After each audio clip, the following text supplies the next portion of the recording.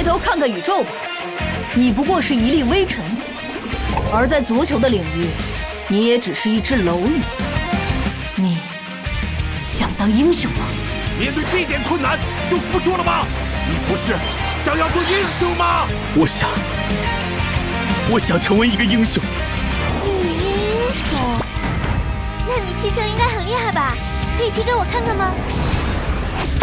如果不想更惨，就变得强大起来吧。你们进1个球，我们就10倍奉还。你打算就这样放弃吗？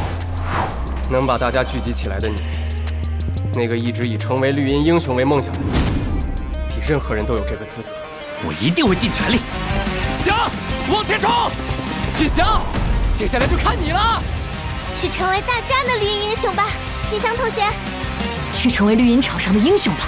去吧，蓝星的希望，把传说变成现实。